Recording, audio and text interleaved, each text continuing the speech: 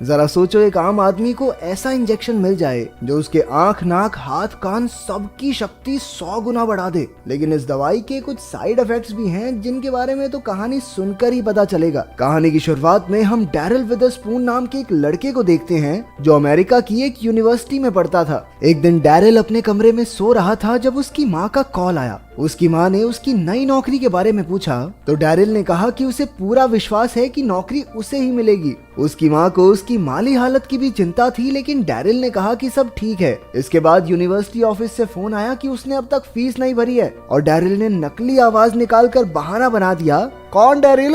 अरे वो तो मर गया पिछले हफ्ते। फिर उसने इधर उधर भटक कर पैसे जुटाने शुरू किए। उसने पैसों के लिए ब्लड बैंक में काफी खूनदान कर दिया जिसकी वजह से वो बेहोश हो गया। इसके बाद उसने स्पर्म बैंक जाकर भी खूब मेहनत की। इसके बाद वो बालों के सलून में बाल बेचने पहुंच गया, लेकिन उसके मालिक ने उसे धक्के मारकर निकाल दिया। रात को उसका रूममेट टिम आया और उसने कहा, भाई वो मकान मालिक किराया मांग रहा है, बात कर लियो उससे। अगले दिन यूनिवर्सिटी की कैंटीन में भी डैरिल काम कर रहा था जब उसकी क्लास के एक लड़के स्कॉट ने आकर कहा कि चाहे डैरिल जितनी मर्जी मेहनत कर ले लेकिन नौकरी तो उसे ही मिलेगी। ऐसा इसलिए क्योंकि स्कॉट के पास उस नौकरी के लिए सारी जरूरी चीजें मौजूद हैं। अचानक जैनिस नाम की एक खूबसूरत लड़की वहां आई और उसे देखते ही डैरिल अपना दिल खो बैठा। इसके बाद डैरिल की क्लास में रैंडल टाइसन नाम का एक आदमी उसी कंपनी की तरफ से आया था जिसकी नौकरी डैरिल और स्कॉट दोनों पाना चाहते हैं।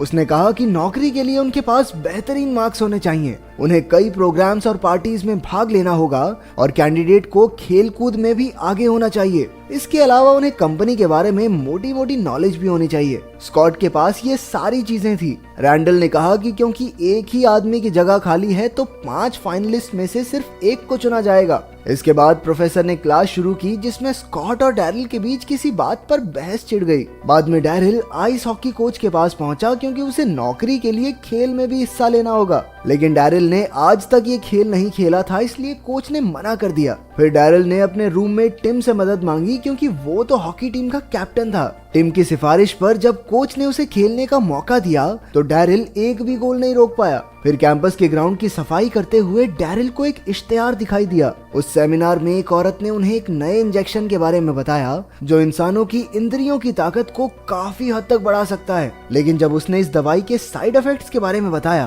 तो एक एक करके सारे बच्चे उठकर चले गए। आखिरकार कमरे में सिर्फ डैरिल ही पड़ा सो रहा था। उसने पैसे कमाने के चक्कर में बिना सारी बात सुने टेस्ट के लिए हाँ कर दी। फिर वो डॉक्टर थॉमस के ऑफिस में पहुंचा जहां डॉक्टर ने कहा कि डैरिल को एक एक करके उस दवाई के 6 इंजेक्शन लेने होंगे। डॉक्टर ने कहा कि शुरुआत में उसका संतुलन बिगड़ सकता है इसलिए उसे बच के रहना होगा। बाद में डैरिल एक पार्टी में हिस्सा लेने पहुंचा ताकि वो नौकरी के लिए तजुर्बा इकट्ठा कर सके। वहाँ उसकी मुलाकात जैनिस से भी हो गई जो उसके साथ डेट पर चलने के लिए मान गई। वहाँ पर स्कॉट भी मौजूद था जिसने उसकी बेइज्जती करके उसे पार्टी से भगा दिया। घर लौटकर डैरिल ने ड्रग का पहला इंजेक्शन अपने पिछवाड़े पे ठोक दिया। अगली सुबह जब प्रोफेसर सबका टेस्ट लेने लगा अचानक उसी वक्त डैरिल पर ड्रग का असर होने लगा। उसकी देखने और सुनने की ताकत इतनी ज्यादा हो गई कि उसे पेंसिल की आवाज, हीरे की चमक जैसी कई आम चीजों से दिक्कत होने लगी। परेशान होकर वो अजीबोगरीब हरकतें करने लगा। जब प्रोफेसर ने उसे रोकना चाहा तो उसे मिर्गी का दौरा पड़ गया।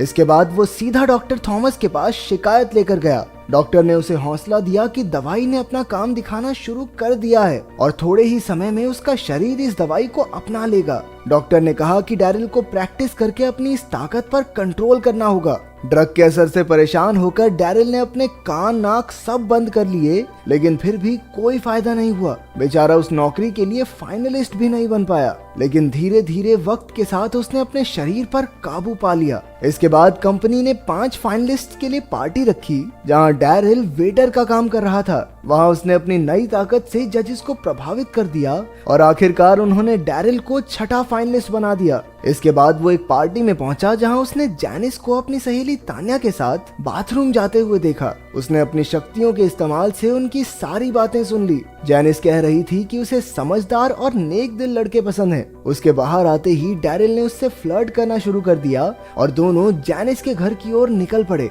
वहां पहुंचकर उन दोनों ने जल्द ही डिनर पर जाने का प्लान बनाया। बाद में कमरे में टिम ने डैरिल को दवाई का इंजेक्शन लेते हुए देख लिया और उसे लगा कि डैरिल अब नशे नुशे करने लग गया है। अगले दिन गेम में डैरिल ने बढ़िया तरीके से आइस हॉकी खेलकर कोच को खुश कर दिया। उसने गोलकीपर बनकर एक भी गोल नहीं जाने दिया, जिसे देखकर सब भौचक्के रह गए। फिर उनकी टीम का मुकाबला एक दूसरी टीम से हुआ। डैरिल का कॉलेज आज तक कभी नहीं जीता था, लेकिन मैच के दौरान डैरिल ने एक भी गोल नहीं होने दिया और आखिरकार उनकी टीम पहली बार मैच जीती। सबने डैरिल की जमकर तारीफ की। इसके बाद वो नौकरी के इंटरव्यू के लिए गया, जहां उसने अपनी शक्तियों से स्कॉट के इंटरव्यू की सारी बातें सुन ली। जब उसकी बारी आई तो उसने उन सब सवालों के जवाब दिए जिनके जवाब स्कॉट को नहीं आते थे। टाइसन ने उन्हें बताया कि नतीजा 5 दिन बाद बताया जाएगा। फिर उसने डैरिल को गेम का टिकट देकर कहा कि वहां कंपनी के बड़े लोग और क्लाइंट्स होंगे। उस रात डैरिल और जैनिस ने साथ में डिनर किया। फिर उसने अपनी ताकत का इस्तेमाल करके पास के कमरे से एक कविता सुनकर वही प्यार भरे अंदाज में जैनिस को चिपका दी, जिससे इम्प्रेस होकर जैनिस ने उसे किस कर दिया।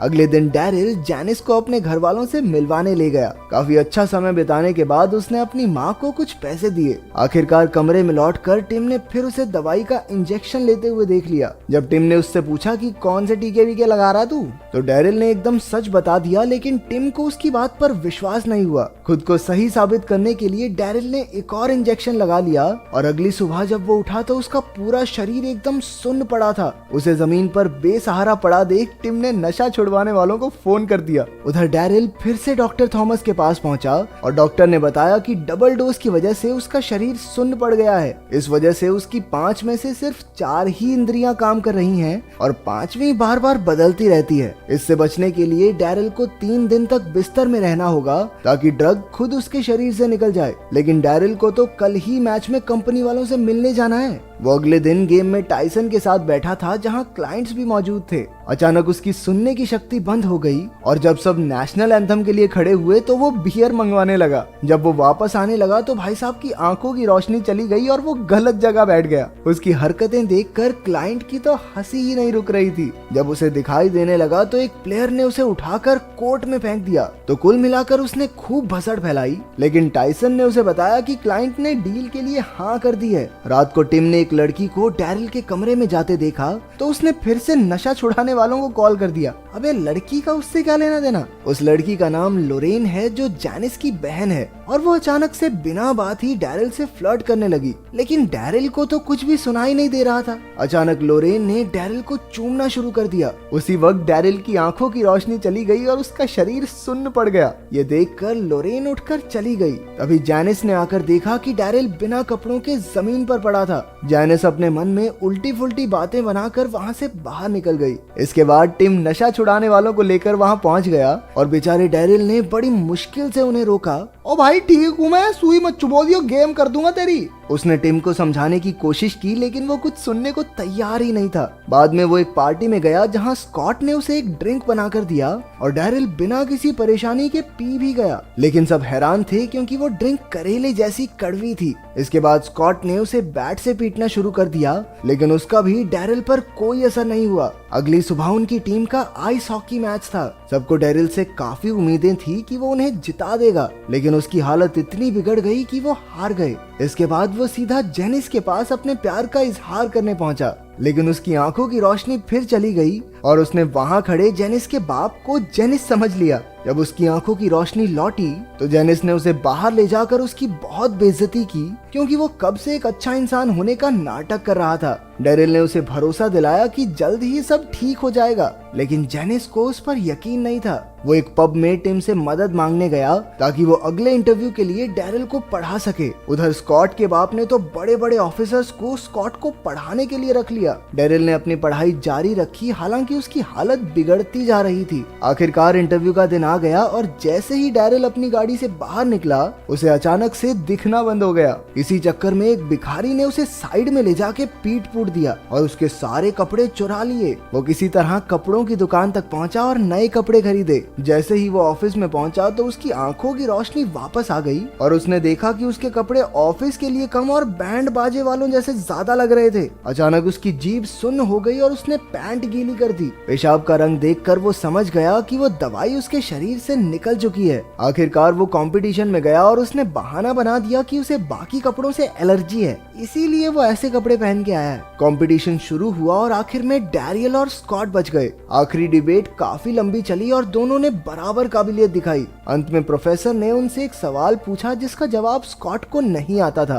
अपने हीरो डैरियल ने जवाब बता दिया और आखिरकार उसे नौकरी के लिए चुन लिया गया। लेकिन उस वक्त डैरियल को काफी पछतावा हुआ और उसने सबके सामने कह दिया कि वो गलत तरीके से यहाँ तक पहुँचा है। उसने बताया कि कैसे उसने एक दवाई ली और उसकी शक्तियों से वो फाइनलिस्ट बना। उसकी बात सुनकर सब के सब हक्के बक्के रह गए, लेकिन फिर भी उसकी सच्चाई और ईमानदारी के लिए उसे नौकरी पर रख लिया गया और उसके बॉस ने उसे मेहनत करके आगे बढ़ने की सलाह दी। इसके 1 साल बाद डैरियल जूनियर एनालिस्ट बन गया और उसने जैनिस के साथ एक प्यारा सा परिवार बसा